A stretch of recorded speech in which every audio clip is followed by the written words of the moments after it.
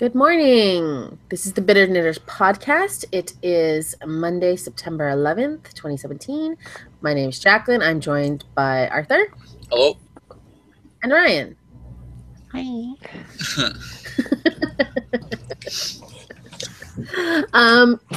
We're here. September 11th.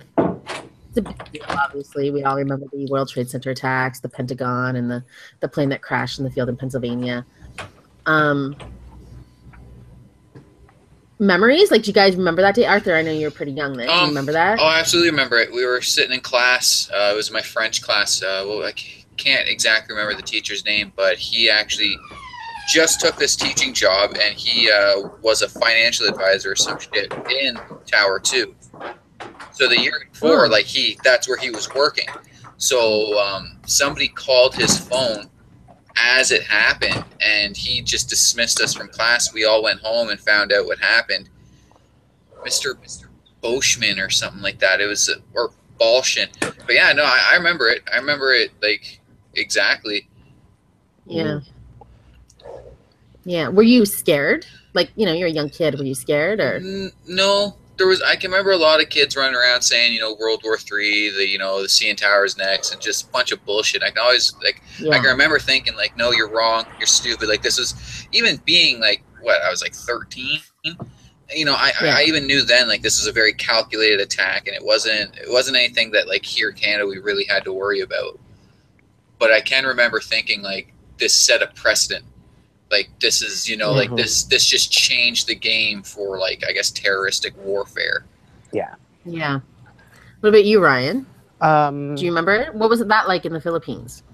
Oh yeah, we got a phone.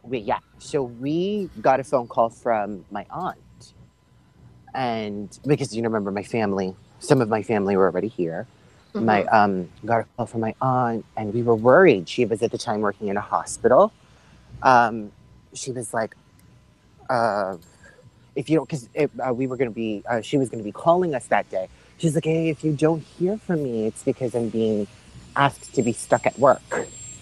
Yeah. We can't leave. No staff can leave at all. Yeah. It was scary. The next day, I remember being, because remember, Philippines is 12 hours in advance. Mm-hmm.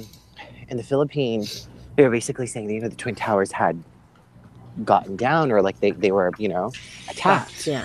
And it was kind of a scary time, you know what I mean?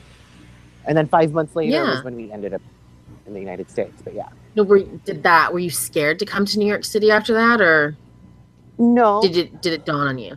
No, not really, but I will say we passed by the very first day we arrived, you tour everybody. They toured us around that area, and I can tell you could still see smoke.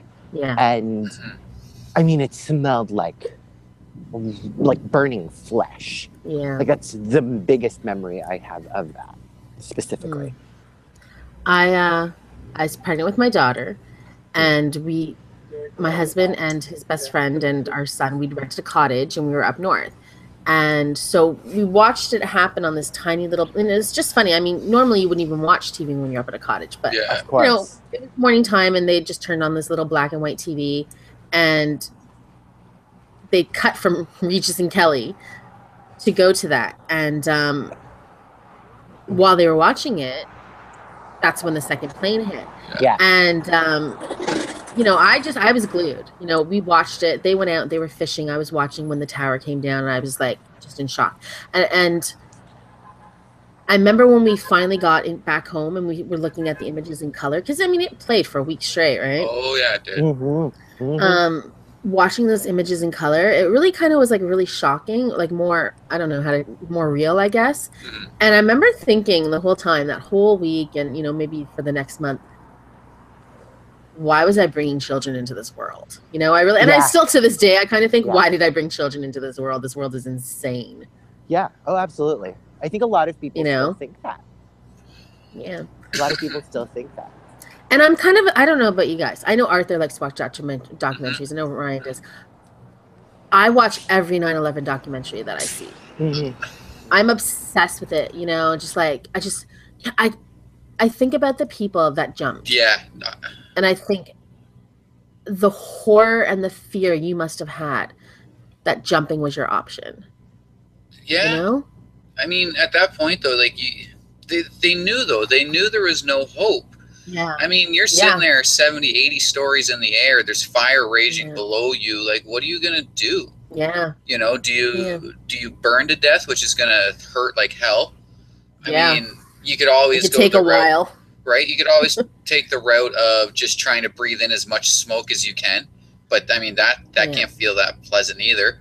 I mean, obviously, I've never jumped out of a high building, but from what I know, you apparently lose consciousness a few seconds into the free fall. At that velocity, right? So, I mean, yeah, I've seen those documentaries about the jumpers, and it is heartbreaking. Like, it really is. And it sucks. It also sucks. I mean, the one thing that I kept coming back to when I watched the one documentary, and this documentary was horrible because they showed you the aftermath. Like, there was no blurring out. There was no pixelation. Like, you seen what happened when these unfortunate people hit the ground. And I just kept thinking about the first responders having to see that. Or even the people that were, you know, because again, escaping. Right? We all have that instinct in us. Like, when something bad happens, you watch. Like, we all want to watch a train wreck, you know? Yeah. And for these people to sit there and be like, oh my God, the tower's burning. And then just this person fucking hit the ground. Like, holy shit. Yeah. Well, the video where they're in the lobby before it comes down and you hear just the continuous thud. Yeah. Right? Ugh. How disheartening. And I mean, just like the guys going up, you know? Oh my gosh. Like, those were the bravest men alive, you know, at the time. It was bone chilling. I mean, it still is. Every time I watch it, I still think to myself, like, how could humanity be so mean to each other? You know what I mean? Like, that's the ultimate question I end up asking myself. It's like, fuck religion at that point. Fuck all of the excuses you can come up with to blame somebody. But, like, how could we? Yeah. I will say that, though, that was like the big turning point for me. Like, when that happened was when I really start to say, fuck religion. Like, fuck all religions. Like, that's when I really start to take a look and be like, no, your ideologies are wrong. And they cause people to do horrendous things, you know? And it definitely opened my eyes to that. Yeah. Yeah, and I mean, I'm not going to get into the whole reason why Al-Qaeda came to be, or now we've got ISIL. But I don't care who you are, whether you're American, Canadian, Afghanistani, Saudi Arabian. You kill innocent people just sitting in their businesses. They're not soldiers. They're not cops. They're sitting at their crappy fucking desk jobs. And you obliterated them. Because, you know, they had no hope of surviving at that point. When you hit that building in the middle, they had no hope of surviving. And it was like, like, how do you respond? You know what I'm saying? I mean, they tried. They tried in what, 93?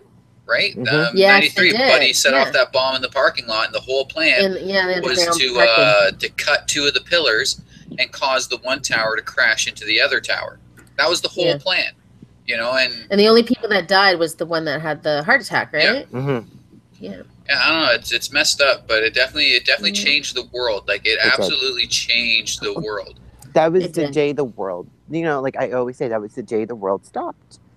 There's that song, right? Where were you when the world stopped turning? That country song. That was the day the world stopped. I will say there's also something very significant on September 11th, 2001. This was the day, how many years? 16 years ago that Glitter came out. You know, Glitter gets a bad rap. Okay, it's not the best movie, but it really wasn't the worst movie. It was just an movie. It was amazing, okay? And I don't understand why people did not like that movie. More power to you, Mariah. Make more movies like that, okay? I mean, she's a decent actress. She was in that Precious movie, and she was good. She had a mustache, and, you know, I thought she was decent in Precious. Every other person in the world who forgot to shave.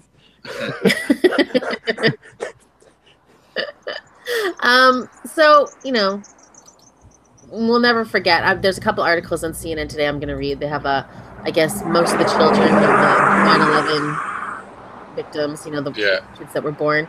There's an article on that. I'm going to look at that later. So if you're interested, and I'm sure you can go anywhere on YouTube, and there's thousands of documentaries and stuff, and lots of stuff There's to think never about. been like ever since, like there's never been a quell in the amount of documentaries. Like there's always new ones coming out, and like again, most of them are conspiracies, Yeah. right? But because like you know the true facts of it, or like at least what we know to be true, like they're there. You can't really elaborate more on what's true.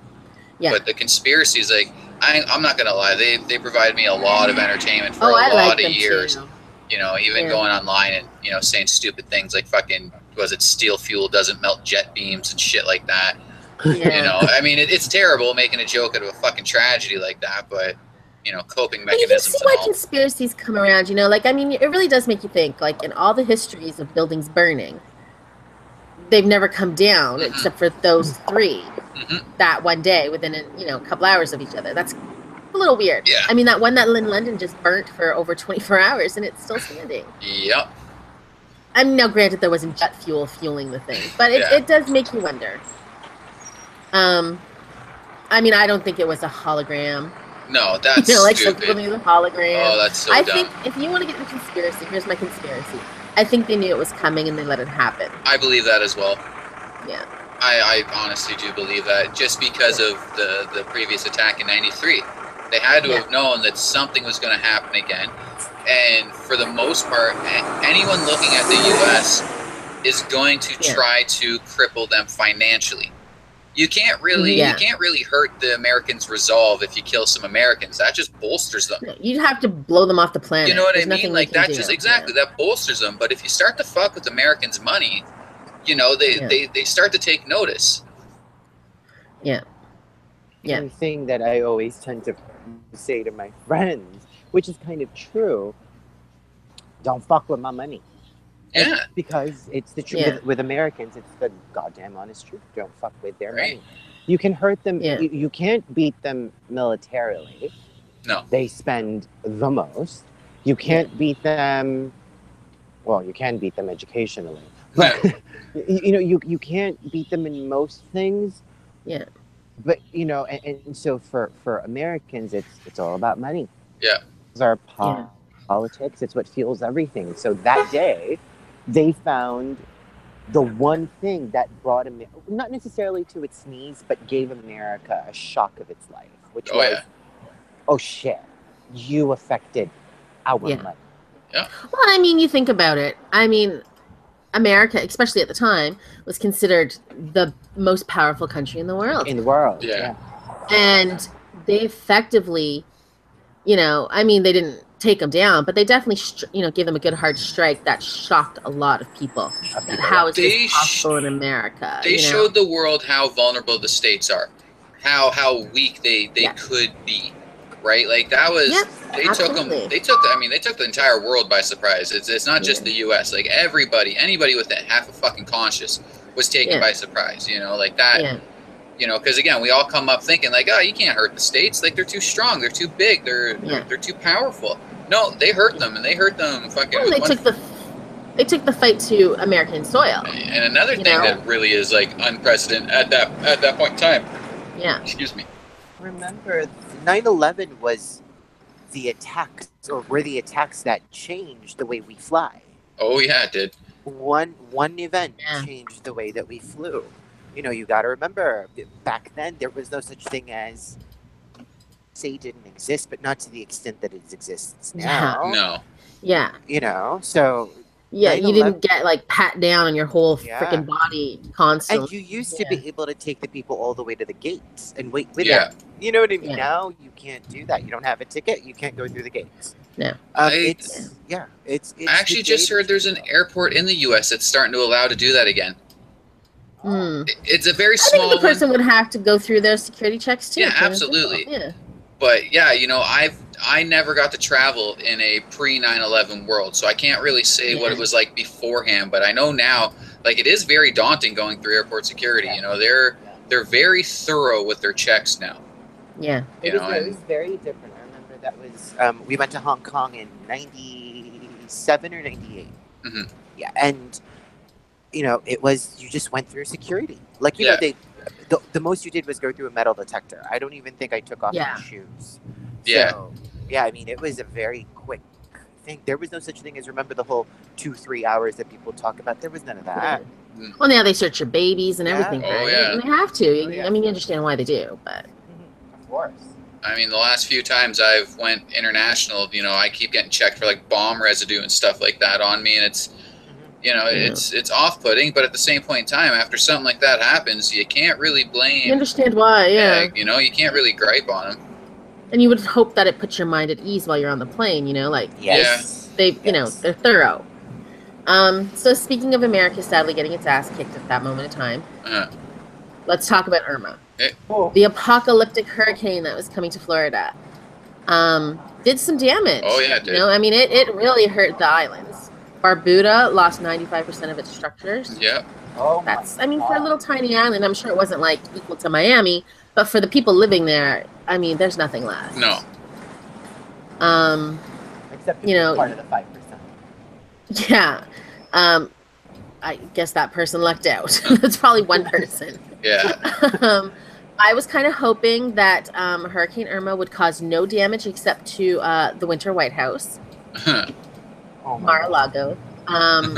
Yet to see what happened to that, but I still have hopes.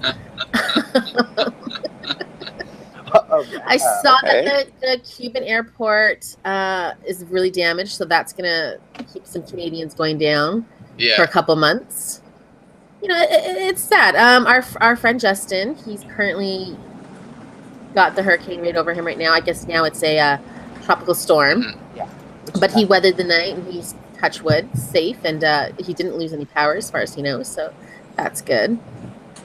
But I mean, pretty scary. I mean, now did they go too far? Did they, you know, everybody evacuated Miami, but then the storm ended up on the west side, and you couldn't really escape. It was bigger than the whole Exactly. state. Like, if it was making landfall, it was covering the damn state. Like, there's nothing they could do about it. Yeah. I mean, it happens every year. Hurricanes Yeah, happen, that's you know? Like, they happen every year. Regardless of size, the fucking wind speed, whatever. They constantly happen. For me, it's like, when do you change your building code down in Florida?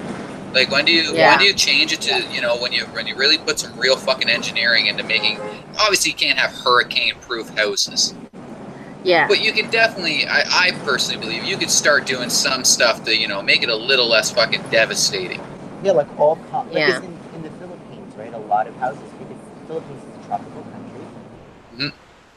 It's by storms all the time. All the houses are built with concrete. And Yeah. like, it's literally straight up concrete. You know, I mean, I'm not saying that Americans haven't quite figured that out yet, but you have. Here's the thing. Here's a theory of mine on that. I'm not saying I'm conspiracy theorist, and I'm sorry, guys, for all the noise. Mhm. I'm in a limousine. Sorry. No, but here's my conspiracy on that. If people or construction people or contractors were to be, or contractors rather, were to get smarter, and people were to get smarter about building their houses or the structures that they live in, a lot of people would lose business. The lumber industry would lose business. The insurance industry would lose business. You know what I mean? So Yeah. I think a lot of the time, it all boils down to money. Yeah. Like, Yeah. it's all about money. Somebody's got to make money somehow. Contractors right now were praising this because they're going to be able to make money. Oh, yeah, Because they'll they're going to make have to bank. rebuild. Yeah. Well, the good news is that, I mean, I guess I shouldn't say good news. For a storm that size and as, you know, destructive as it was, only 24 people so far have been died in the Caribbean. Yeah. And I think at this point in time in Florida, they know of 5. Let's hope it stays low like that. And, Yeah. people are safe. But, you know, scary thing. And then I love to see the reporters out there. They're like, don't leave your house. Like, Yeah. standing and shit's blowing around them. Yeah, and you're like, stand you're there gonna middle of get the road. just waiting for like some corrugated metal steel to just chop them in half as it flies by. I watched something like that. I don't know if it was from Irma or Harvey or if it was a few years ago, but the dumb bitch is standing there reporting on the street, gets smoked in the face with a fucking stop sign. Oh, fuck, it was so good.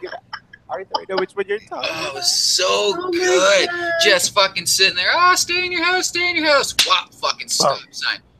Oh, God, it was good. But I will say to anybody, if you guys have any clothes that you're not using, don't throw them away. Donate them. Mm. You know, definitely donate them. Blood, definitely donate blood if you can to, you know, Irma and to Harvey causes. You know, Yeah. this is much needed, at least right now. Let's not forget that as much as America is the center of the world, I mean, it's burning on the West Coast there. We're burning in Vancouver or in British Columbia. Had a earthquake and a freaking hurricane at the same time, within 24 hours of each other. There's other things in the world. I just saw that in Italy there got severe flooding, and there was a flash flood in Tuscany, and you know, people are suffering there too. The world is a crazy place, and I mean that's just an example. I mean, we know that Bangladesh is having its record, you know, monsoons and rainy seasons, and you know, thousands of people are dying there. And again, though, that's a yearly event, though. Yeah. You know, like watching Mar the other night, they're going off blaming this on climate change, and I mean, I'm sure you could pin a few of this, like a little bit of this on climate change. But at the same point in time, this is every fucking year. You know, and I'm actually even getting mad at everyone saying like, oh, these are 3 500-year storms all at once. Well, no, what was it? Hurricane Matthew a couple of years ago was the biggest hurricane ever recorded. Before we were all uppity about like climate change, fucking, you know what I mean? Obviously, we're talking about it, but we weren't trying to pin shit on it. Another thing that's really, really starting to piss me off is all these fucking celebrities kind of praising these things happening to quote unquote red states. Well, this is what you get for voting that's Trump. not right. And I've seen this a few fucking times. I don't want to mention no names or nothing like that, but I've seen a few fucking people sit there and go, oh, well, that's what Texas gets for, you know, giving us 28 fucking red seats or whatever. Like, really? People are fucking dying. And your bullshit fucking political stance is gonna make you praise them fucking dying? It's no different. I remember when Katrina happened, and I won't say who, but someone in my extended family said that was God's punishment because they allowed gays in New Orleans. And I said, well, then Canada better watch out because we have legal gay marriage here. Like, that's so fucked up. So I mean, it's people are like that. They think everything is a message from God, or it's like, you know, some sort of karma. Like, these are human beings, and whether they have a different political ideology than you shouldn't wish death on anybody. You shouldn't laugh at someone's suffering. Come on. Exactly. The only person you should be wishing death upon is my boss. Okay? I do not share that opinion. I don't know your boss. He kind of does sound like a douche, but I still don't wish death on him. I don't wish death, but I hope he gets like a really painful sliver. Not all of it. Or maybe like a urinary tract infection. I pray he gets a UTI. UTIs are not that painful, okay? They can be. No, I just to mimic what Arthur said and what you said, Jacqueline, it's true. It's like there's no political agendas when it comes to fucking hurricanes. No. Yeah. When it comes to fucking monsoons, it's fucking bad luck, man. Where you live in bad luck if it's gonna hit you. Yeah. Just I cannot believe that people literally say stuff like this. You know, because I saw a couple as well, and it's like God is smiting you, and it's like, what, really? Like, really? God is smiting me because what? Oops, never mind. I was going to say something very vulgar, but yeah, it's just how, you know, how do we? I remember when Sandy happened in New York. I think we were on a Skype call that time, Jacqueline. Remember? And you could literally hear the howling, like the whole time, and there was no such thing as Republican, Independent, or Democrat at the time. It was just a storm. Yeah. It was just a storm. I did think it's a little ironic, though, when Superstorm Sandy happened, how freaking Ted Cruz and the other guy in Texas refused to vote to give them relief money. Yeah. And before the storm even hit in Texas, they had their, you know, their hands out asking for money. Yeah. Which come from mainly the blue states. Yeah. But everybody, you know what? They need their relief money. Superstorm Sandy people needed their relief money. That's the thing. This is not just somebody trying to get rich off of, you know, nothing. they need the money. They need to rebuild their homes and, you know, live their lives. Come on. I will say this, people. Take a couple trillion away from the money you spend on the military and give it to these victims. I hope I'm not like hated for saying this, but I will say the dying industry of building was boomed when Sandy happened. Mm-hmm. It was huge influx of people just building new homes again. Oh my God! Do you think the building industry has like a way to make storms? Yeah. Probably. Or maybe they finally found Storm, right? From yes, by the power of the Kilimanjaro winds. And she was just Kilimanjaroing the fucking storms. I'm sure you can find at least 6 crazy people on YouTube fucking that have already elaborated on that fucking shit. Probably. Jesus fucking Christ. Okay, so let's talk about, I don't know, do you want to talk about this Jarmeet Singh thing? I don't even know anything about this. You don't know anything about it? Okay. So, right now we have 3 main parties in Canada. Mm-hmm. One of them is the NDP, the New Democratic Party. They're having a leadership election. So basically you've got 4 main people trying to become the leader of their party. One of them is Jarmeet Singh. He's a Sikh. Mm-hmm. If he wins, he'll be the first person of color. Yeah. So he was at I don't know if he was at a debate or just at a thing, a meet and greet. That's what it was. And a woman came right up from the crowd and stood right in front of his face and started to yell at him about how he supports Sharia law, how he supports the Muslim Brotherhood. Is that what they're called? Muslim Brotherhood? Yeah, Brotherhood, yeah. Yeah, and just right in his face. He responded with, "We welcome you, we support you, we love you." He didn't yell at her. He didn't say, "I'm not a Muslim." He just kind of was like, we love you. This is how we respond to hate. He's a fucking Sikh. Yeah. Well, he says he didn't want to point that out because he thought that if I said I'm not even a Muslim, that would allow her to be like, okay, well, I'm not a Muslim, so you can hate them, but don't hate me. And that's a fair point. Yeah, I kind of appreciated that. That's actually a very fair point, but at the same point in time, like, this is the thing. He's an idiot. Yeah, this is the thing I hate about most of these fucking racists, is that they're too fucking stupid to even know what the fuck it is they're hating. Yeah. You know what I mean? Like, they're too dumb to even fucking be able to distinguish between a fucking Muslim and a Sikh. Like, fuck out of here. The Sikhs are wonderful fucking people. Like, wonderful fucking very people. Kind people. Yeah. Oh, what a fucking dumb bitch. Yeah. I'm actually really happy I didn't see her fucking know anything about that. And I love their hair. Now, this is the best part. So this weekend, they found that woman, or she released some videos. She's from an organization called Rise Canada. Okay. Rise Up Canada. I guess it's like an I don't know what group. Yeah. Old stock Canadian. Okay. But she was guess where she was at? Ford Fest. Oh, yeah. So everybody, Canadians know, everybody remembers, even the world remembers Rob Ford. Yeah. Our crack smoking mayor who passed away last year. Bless his soul.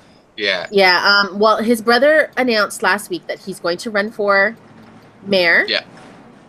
Again, he's going to try to become the mayor. And every year the family has like a barbecue where they try to buy votes from people. Mm-hmm. So this is how I describe it anyway. So she was there and she released some video clips. I watched them. She is claiming she does know the difference between a Sikh and a Muslim, but that he was in Quebec, they tried to get rid of the niqab, and he was like, no, women should be allowed to wear what they want. And so she's saying that's the Sharia law. That he supports the bill that will make it harder for us to talk about the religion of Islam. So he's supporting the Muslim Brotherhood there. I don't know. She sounds like a wackadoo to me, and you don't get any of your points across when you jump in someone's face and shout like a hood rat. Now, I share some of those concerns. I personally do. I don't like any kind of forced dress, period. Yeah. I believe that here in Canada, just in the West fucking period, we should have the right to wear whatever the fuck it is we want. Now, for me personally, I don't agree with the burqa or the niqab in public because I don't agree with anonymity in public. That's it. It's got nothing to do with religious standings or nothing like that. I personally don't support that. Now, the one thing I wish people would get through their fucking skulls about Sharia law is that it doesn't affect you if you're not a fucking Muslim. It only applies to Muslims. If you're not a fucking Muslim, you don't have to abide by their religious law. You're still governed by Canadian fucking law. Like, stop being so fucking sensationalized over this idiocy. Whatever, rant over. No, I was going to say, but like the law still stays. Sharia law will never be passed. Ever. No. Ever. Anywhere in the No. West. Ever. No. Ever, people. No. Ever. You know. No, it won't. You're right. It won't happen. And people are so afraid. Like, do you really think that if freaking Jagmeet Singh, I can't say his name, sorry, not to be offensive, becomes the leader of the NDP party, suddenly we're all going to be wearing burqas the day after the election? Calm down. Considering Sikh women don't wear burqas? Like, fuck out of here. Stop being so wear fucking those stupid. beautiful saris. Right? Saris, yeah. Right. You know what? I'd actually be really happy if we had a Sikh prime minister and he's like, you know what? You guys have to start dressing like us in really nice, well-tailored fucking suits. Groom your fucking self. Already. You know what I mean? Fuck out of here. Yeah, you've got that nice beard already. Oh my You'd be God. ready to be a Sikh. You know, there's obviously issues with this shit. There is. And I'll say it right now. No religious law will ever dictate me. Ever. Ever. I am ruled by the laws of men, not the laws of some fucking wizard. Yeah. Now, if you adhere to the teachings of said fucking wizards, then by all means, adhere to those laws, as long as those laws don't fucking supersede our laws. Yeah. Right? That's fine. That's your right here.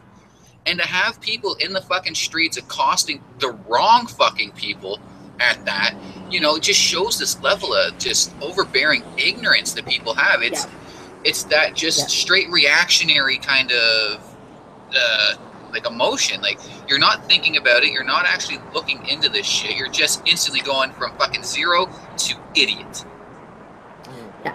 Well, and you know, the cynical part of me, before I realized she was identified, kind of thought it was a setup and he'd, like, you know, to get some attention. But now I think, even though it wasn't a setup, she maybe possibly 100% clinched him a win. Yeah. At least with... Because he was already the most, in my opinion, the most habitual person. Because if you'd asked me to identify any of the NDP candidates, I would have been like the Sikh guy. I didn't know his name, I admit that, but I would have been the Sikh guy because I'd seen him many times. Yeah. I don't know the other three. No clue. It's just funny because, like, even if you just look in and around Toronto and the GTA, the Greater Toronto area, and you look at the councilmen that we have running those ridings, you know how many of them are Sikhs and Muslims? You know how many of them have pushed for these fucking religious laws? None. Zero. Zero. Absolutely zero. Like, it's so fucking dumb. It's so dumb. But don't you find that it's the ones who talk about Christianity and all this stuff who actually don't understand that most people who come into politics try not... Ryan, talk into your microphone. We can't hear you. Oh, I'm sorry. Can you hear me now? Yes, go ahead. Okay, sorry. I was being blown by the wind. Irma's here. But people don't realize that. Like, most politicians try not to push a lot of, at least outside of the United States, they try not to push their political agendas into, you know, the fold, I guess is what I'm trying to say.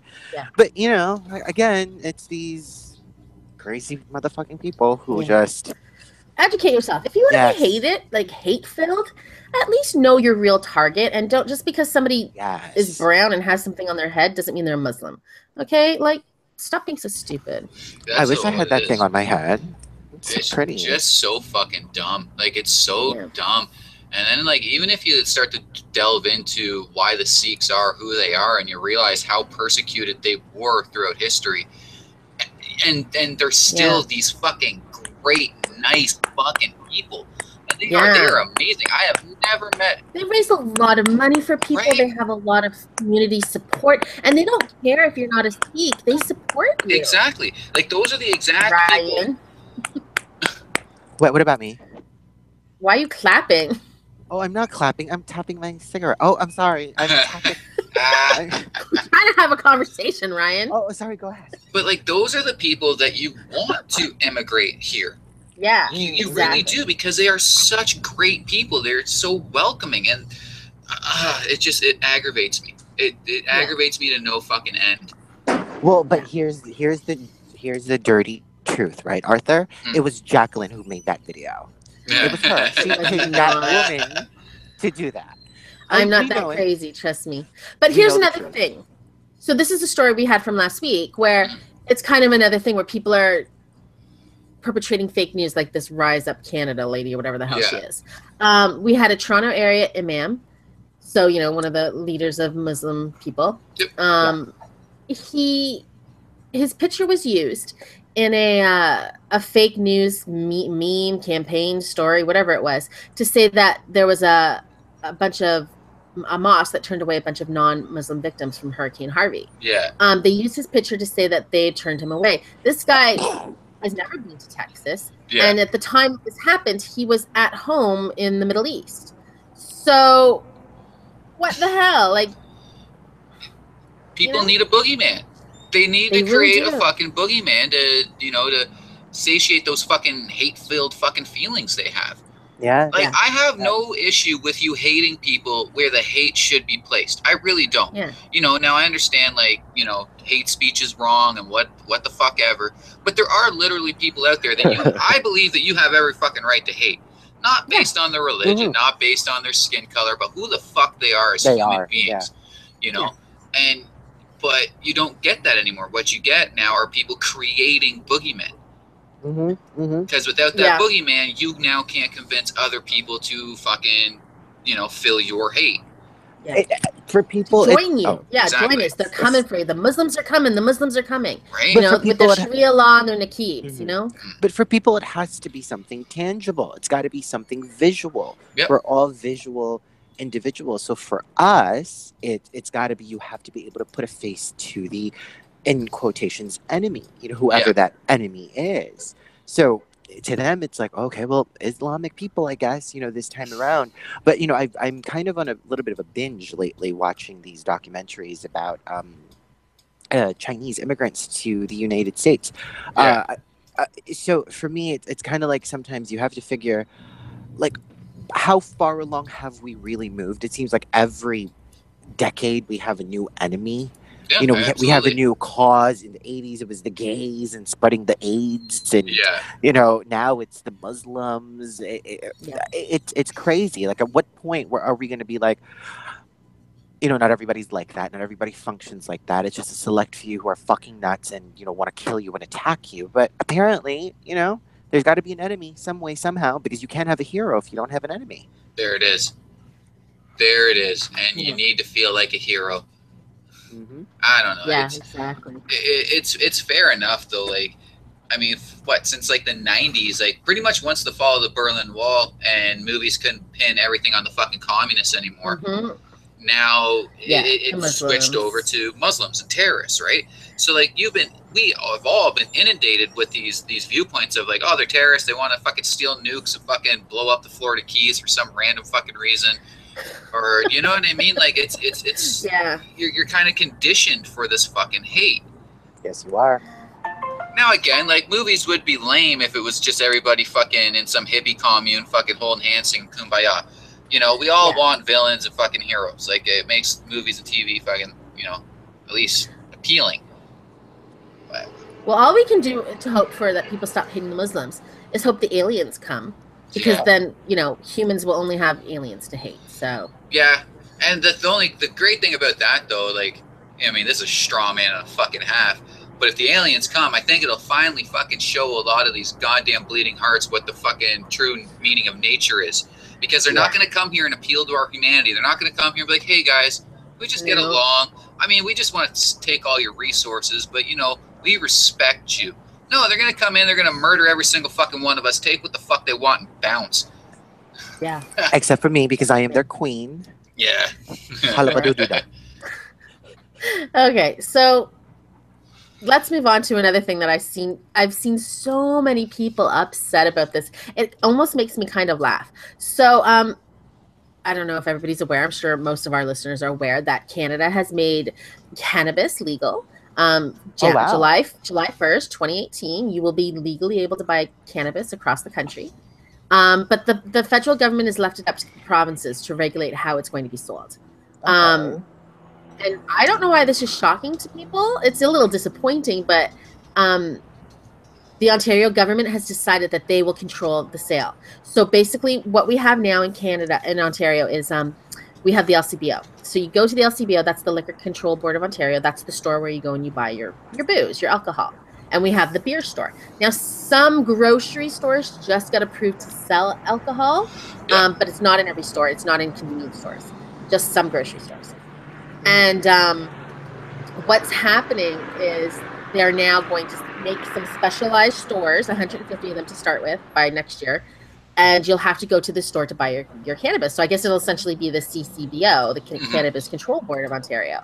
And people are so mad. They're like, what? We wanted to have our pot shops. We wanted to have our tea houses, which I think would have been great. But are we surprised that the Ontario government's going to control everything? I'm not. We still control our alcohol. The whole point of legalization, at least at a federal level, is for the government to reap the benefits of legalization, right? Like, it just legalizing fucking pot and having your dealer A-okay to fucking sell dope doesn't help the government. Why would they want to implement something like that? You're not getting any taxes. You know what I mean? Last number I seen, and this is on tobacco, but last number I seen, it was like $8 billion a year we were making on tobacco revenue. Now, think of that in the terms of marijuana. Tons more people smoke fucking marijuana or use marijuana than tobacco. I don't know I know that in the world, Canada has the most use per capita. Yeah. And it also was, like, at the time, 70% of Canadians supported legalizing marijuana. That's one of the highest ratios of any country. Yeah. Yeah. Right? Like, so obviously the government is going to try to take control of it. And this has been my issue with it the entire time, because I knew this backlash would happen. You'd have a lot of these stoner fucking idiots that don't understand that this is a ploy to help all Canadians. It's supposed to fill our coffers, not the fucking privatized fucking Mark Emery's fucking pockets. Fuck that asshole. Yeah. Well, people see him as the Prince of the hero. Right. Well, the hero, as he's out there promoting legalizing. One of the early supporters of it. Maybe he, But why should, just because you're one of the first people to speak of it, why do you get to have the money? You know what I mean? Right? It's going to help our schools. It's going to help our environment. Yes. This money's going to go into our country's taxes. This is going to be great for us. Look how much money they made in Colorado in the first year. Exactly. Yeah. Sick amount, like $50 million or something. Yeah. America, wake up and smell pot. Apparently. Yeah. I'm not a smoker, but some way, somehow, all of these complaints that we've got about not enough taxes and raising taxes, if you were to legalize something like this, my God. Exactly. You take the pot dealers out of business, so they're not getting arrested for having pot or any of that shit. Exactly. Right? You control the strength of it. Right? Because some of these weed strains are getting crazy. Oh yeah, right? They are. So you control the strength of it to the most part. I guess the idea is to keep it out of the hands of kids. Kids already get it now. Kids get alcohol now, even though the government sells it. They'll still get weed if they want it. Oh, absolutely. But I mean, I think you're going to make life easier for, somebody, my age, that wants to go out and buy marijuana, but they don't know any drug dealers. Now they can go to there and they can have, have their weed, and I'm sure they'll have edibles and teas and all kinds of stuff, so you don't have to just smoke it. The thing with the potency and stuff, like with it being a medicine, sometimes you need a stronger strain to, quell whatever pain or whatever the fuck it is you have. But we have dispensaries for that. Exactly. But if you have your prescription, you can go and get a potent one. Exactly. But the overbearing legalization of pot does not mean that these dispensaries are now legal, that your right to medical marijuana is legal, because again, that stuff is, it's free, it's legal, bitches. Give me all the weed. See, and like I've been arguing this point for a few years now to all my fucking dope smoking friends, because that's how they always thought of it. Oh, it's just a free for all now. Now I can go out and get fucking 90% fucking THC fucking pot, and I could be fucking baked. Like, no, you can't, idiot. Like, you're stupid. You're dumb if you don't think that the government is going to control it. Oh, but if the government's selling a shitty weed, what's going to stop me from going to a drug dealer? Well, because it's still fucking illegal. That's what's going to stop you. Like, there won't be as much money. I mean, what dealer has now lost, maybe 70% of his business is going to stay in business. It's not going to be profitable to them. No. I mean, honestly, selling pot's not fucking profitable in the first place. And you can grow, each household can grow 4 plants. Yeah. So, I mean, you can even have your plants growing.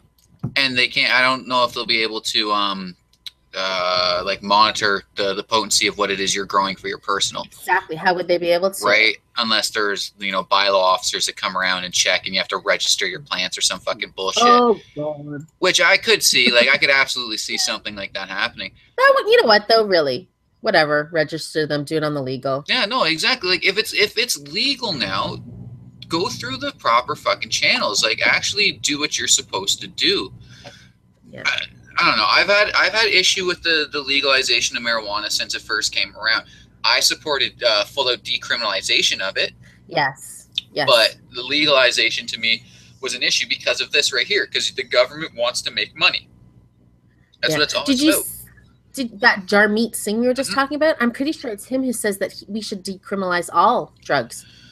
Decriminalize, not legalize, decriminalize. I mean, I get that. Like, I don't personally believe that some fucking junkie should go to jail because he's got a little bit of heroin on him. You know? Well, and I mean, we all know, like, I mean, when you're like on the opioids or you're heroin or you're crack smoking mare, you've got an addiction. Yeah, exactly. Right? And I understand that. You're sick. Now, I've never supported like fucking decriminalization for like dealers. You're still breaking a law. Yeah. If you have enough to sell, you go to jail. Right. Plain and simple. But I don't know. I got mixed feelings about that because, I mean, I'm a bit of an asshole. And I don't really, I don't have the compassion for like junkies. I really don't. Yeah. It's hard. The news has been inundated the last few months with all this fentanyl shit. Oh, all these overdoses and these like pop-up shelters and shit like that. And how these people are demanding government money to fucking help these junkies. And it's like, well, we all know that sticking a needle full of fucking heroin in your arm is a bad idea. And now I'm supposed to fucking give tax dollars to these fucking idiots? I don't know how people get to that point. Like, in all honesty, I don't know. I've never, I guess because I'm not an addictive personality, I don't even really drink that much. I don't get it. I never understood how you needed a high so bad you would stick a needle in your arm. And it's something like fentanyl, can kill you. Yeah, exactly. You know that smoking crack is going to ruin your fucking life, but I'm bath salts. When people are doing bath salts, why? Right. In high school, I had a huge group of friends, and I mean a fucking huge group of friends. There's like 60, 70, 80 of us. Yeah. I'd say 90% of my group of friends all got hooked on OxyContin. Not because they were trying to self-medicate, not because, the fucking travesties in their lives. No, because they want to do fucking drugs and they got hooked on fucking opiates. And now I'm supposed to feel bad for these guys now because now they've moved up to sticking needles in their arms? Poor suburban kids. Fuck you. Fuck you. You know that putting fucking a needle in your arm chock full of fucking drugs is going to kill you. When you die, you get zero sympathy from me. Zero fucking sympathy from me. It kind of comes back to that statement I made about, the hurricane and people live in Tornado Alley. If I move to serial killer fucking alley and I get murdered, I'm a fucking idiot for moving there. If I stick a needle full of drugs in my fucking arm and I overdose, I'm a fucking idiot for doing that. You have zero sympathy. Especially like you talked about, like somebody like that. Where, I mean, I guess if you were somebody who's like abused your whole life and you turn to drugs, it's a little different, or you have a mental illness. But I'm just bored. I'm gonna start doing pills to entertain myself. Like definitely a lot less sympathetic. I'm definitely guilty of that shit myself. I've done a shit ton of drugs, like recreationally. Never fucking opiates, because I know like there's no success story. There's no like, hey man, one time I was so banged out on heroin, I had this great time. No, I fucking took heroin, fucking fell asleep, shit, pissed and puked all over my fucking self. Woke up wanting to kill myself. Like, no, there's no party fucking story on that shit. Like, fuck off. And my whole personal opinion from this comes from watching OxyContin and then heroin ruin all my friends' lives. And I mean, it ruined their fucking lives. To the point where, like, I look at these guys now, I walk down the street and I walk past them and I don't even recognize them. That's because they're fucking junkies. Even the ones that have gotten off of it, it has permanently fucking ruined their lives. That's what I would show Marley. I show her those faces of meth. And I'm like, Marley, look at this beautiful girl in 6 months. Look what she looks like. Okay, don't ever do that, drugs. You know, like it's the only thing that I think legalization or even decriminalization still doesn't stop the issue of drug crime. Yeah. Because just because it's decriminalized, again, it only decriminalizes at the user's standpoint. Yeah. So that means if I have a little baggie of cocaine on me, the cops can't fucking give me any kind of shit. But the guys that are bringing in fucking hundreds of fucking kilos of the shit, they're still breaking the law. Yeah. So it's not like the murder, although we don't really have the level of drug murder here. I mean, it's fucking here, but it's not like it is down in the States or Mexico or whatever. Yeah. But it doesn't stop that. And I think that's what they're trying to get at, is how do we stop the crime, the criminality of the drug game? And you can't. No. It's big money. I don't know. It is. Huge money. Like, people are willing to risk their lives for it every day, right? I can't remember what I watched. It was something on National Geographic, like Drugs Incorporated or some shit. And they're showing, like, you can buy a kilo of cocaine in Colombia for $1,000 US. Once that thing crosses the fucking border into Canada, you can now sell that for like $80,000 fucking dollars. Oh my gosh. You know what I mean? That's insane. That the fucking profit margin there is crazy. So to kill a couple of people to make those kind of profits, you're gonna have a lot of people that are willing to do that. I mean, people will kill you over like $142. Exactly. Right? So when you're talking hundreds of thousands, possibly millions of fucking dollars, like that one bust they just made a little while ago, I think the street value was like $2.53 million where the cocaine was seized. Like, someone's gonna die now. Someone's gonna fucking die for that. Yeah. Yeah, it's true. I mean, again, I can't say that I don't support decriminalization for the users. I understand. I do. I get it. You're hooked on fucking drugs. You're gonna have drugs on you when you're a user. I don't believe that you should be fucking, you know, running down our court systems and fucking being a burden on our fucking prisons and the tax dollars and all that kind of shit. Like, I get that. But at the same point in time, I don't want to normalize heroin or meth or crack. I really don't. Like, I really don't.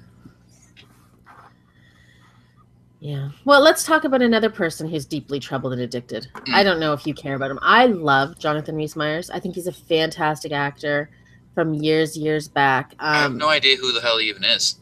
What? Sure you do. Did you watch The Tudors? Nope. Oh, did you watch, you probably didn't watch this, the Elvis movie that was a miniseries 10 years ago, 15 years ago? Probably. I love Elvis, so I probably Velvet Goldmine? I don't know. I don't know. Oh, anyway, he's a great actor. Okay. He's an Irish guy, you know, discovered young. I guess he had a troubled life. Yeah. But he's an alcoholic, and there's been many occasions where he's been drunk in public. He was banned from flying, I don't know, American Airlines or Delta because he was drunk and had an altercation with a flight attendant. But he got clean. You know, he keeps trying to get clean, is I guess what you're gonna say. Yeah. But sadly, they've got pictures of him really drunk. He was in public. He was getting ready to get on a Air Canada flight to Vancouver, and he was so drunk. He wasn't violent. He wasn't causing any incidents. He's just standing against a wall and with his friend and staggering. But it makes me sad because, you know, I really root for him. And, you know, here's a setback. And then apparently I was reading I don't know if they're married, but his baby mama, they had a baby last December. Okay. She announced that, he was drunk and he's had a setback. She just had a miscarriage and he's taking it really hard. He hasn't had an easy life. And, you know, just because he's famous, those problems don't go away. No, but it's so sad to see somebody like that, you know, with all the potential in the world and just, you know, so addicted that he can't get his shit together. And I saw a lot of really cruel remarks on, you know, oh, he should be supporting his wife when she had the miscarriage. It's not about him. Well, it is about him too. He lost a baby too. Yeah, exactly. I don't like when people say that. No, like, the men are just as affected. Yeah. This is the problem with self-medication, though. Yeah. And you kind of, I mean, again, I don't know much about this man. I don't know much about this story, but like just listening to that, that's where my mind instantly went, was he's trying to self-medicate for this loss. Can't really blame him for that. Like, we all want to feel better after like tragedy, but I've always had a problem with self-medication. I mean, there are medical professionals out there for that reason. Yeah. Right? Well, I mean, he's been to rehab many times. Whatever he learned in rehab is not helping him. It never really does. You know, I've always noticed that, even watching that fucking old Celebrity Rehab with that fucking Dr. Drew. I love that shit, just watching the train wrecks fucking roll through, right? Yeah. But how many of them relapsed? And then relapsed, and then relapsed, and then fucking relapsed. Like, it's definitely comes down to personal choice. Yeah. But yeah, no, that's terrible. And you see it a lot with celebrities. So sad. I mean, maybe not a lot, but since they're in the limelight, you know, it's kind of forced down your throat. Like, look at it. What's Kiefer Sutherland? Yeah. All his David drunken escapades, right? Yeah, exactly. Fucking even down to like Lindsay Lohan. Yeah. Right? Like, we love watching these fucking train wrecks. We love. I think a lot of what it is, though, is it takes the stigma away from them, and it makes them human beings. Yeah. You know, they're relatable people. And I used to argue about that with Rob Ford.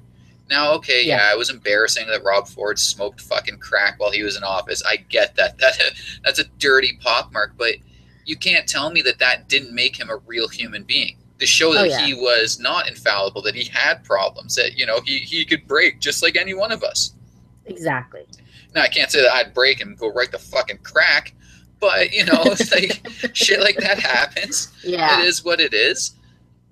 Man, that's terrible. I mean, it's sad. I mean, I don't know. I've been watching this guy for, God, I guess 15 years, and just, he is one of my favorite all-time actors. And every time I see one of these stories, like every couple of years, something like this happens, and I'm just like, God, please, you know, get it together. And I guess he probably won't be. Probably one of those Lifetime guys that never get it together. But even that, I mean, he wouldn't be my choice as a husband, because I don't think I could deal with that kind of alcoholism. Yeah. But. And like, that's the thing. I got no problem with people that drink. I really don't. Like, I like to drink. I fucking love beer. But I have a feeling like a lot of these people, I don't think, grew up with like real alcoholics in their lives. Yeah. Because I think as a child, if you see what like true alcoholism does to somebody, it kind of sways you away from that. And it's just addiction, period. I mean, you see a lot of kids of alcoholics become alcoholics themselves. It's either one or the severe. You know, like some people that almost never drink because my parents almost never drank. My dad drank on Sundays. Yep. But they weren't hard drinkers. They weren't partiers. Yep. Nobody really in my family are like hardcore drinkers. No. I know one of my sisters went through a period where she drank a lot, but I mean, she got it under control, so I don't think she lost it. I don't get it. I mean, my husband drinks a lot too. I wish he didn't drink as much as he did, but you know, he can control it. He's not an alcoholic as far as I know. See, because that's what I pinned mine on, is like, I never saw my dad have a drink until my 19th birthday when he drugged me out to the bar. That was the first time I had ever seen my father have a beer. Yeah. You know, and I think a lot of that gave me my own constitution when it comes to drinking. Mm-hmm. Like, because I seen that my parents could always have fun. They could go out. They could have a good time without being fucking shit-faced hammered. Exactly. You know? But at that same point in time, when you looked at certain family members on my father's side who would drink all the time, and I will say right now, they were fucking alcoholics, like, that's gotta give you a little bit of a boost to go, no, I don't want to live my life that way. I don't. Yeah, I always knew why your dad never drank very much. Yeah, it's the same sort of thing. I mean, I never really saw your dad drink very much either. No. I mean, this fucking anniversary when we were just out in Nova Scotia, that was the first time I actually seen my dad drunk.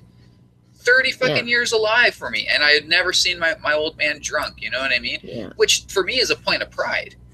Yeah. Like, that's great. Like, that shows a lot of fucking willpower, especially coming up the way he came up, with alcohol being so prevalent in his household.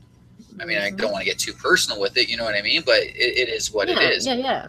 And I kind of do chalk a lot of that stuff up to that, is that I don't think a lot of these people experience, or maybe not experience, but they never realized what it was they were looking at.